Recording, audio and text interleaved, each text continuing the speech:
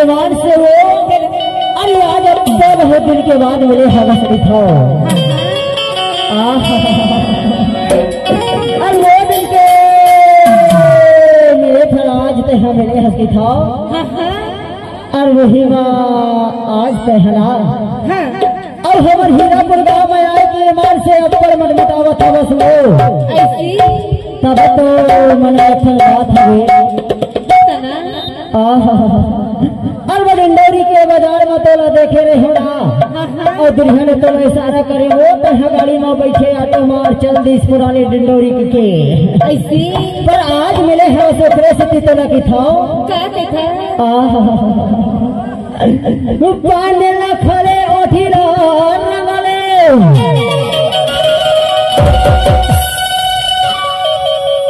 पाने न खड़े उठी रंगले अभी तेरे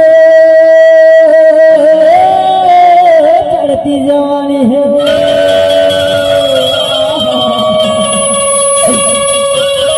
उमर उमर ढले जाही रे पगली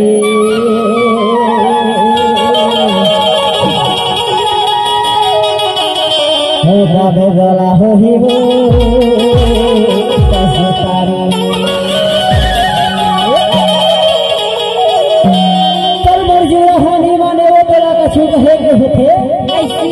ईमान से जबले तेरा देखे हो तबले ना मोर मन में एक बात है अरे माया प्रीत के मोर संग गोठला गुठिया आवे माया वाली ऐसी छाता खार दारू के बिक्री हो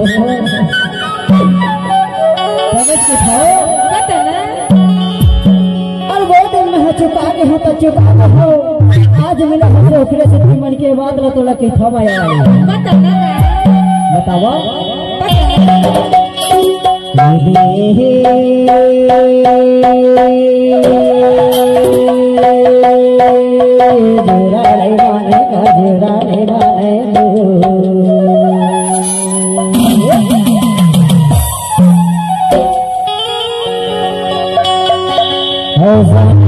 माटी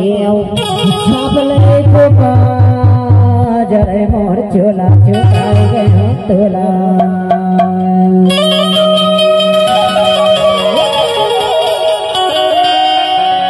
हो आईने अपने ये बताइए ते काऊ जरे मोर चोला चुकाए गए तोला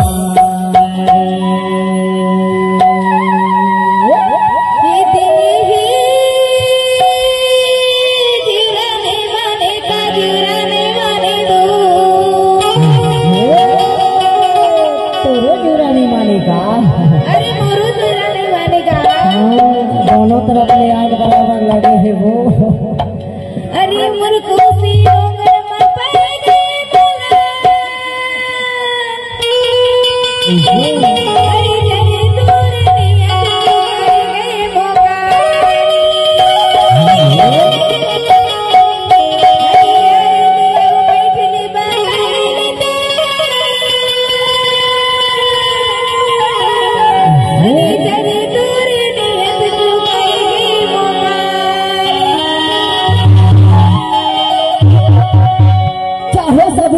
भोला देवे तो भोला देवे वो पर माया प्रीत झन भोला देवे मोला झन भोला दे के थाओ अरे नहीं भोला मनगा नहीं भोला बस ना तब तो के थाओ का कैसा दे जोरा नहीं मानेगा जोरा नहीं मानेगा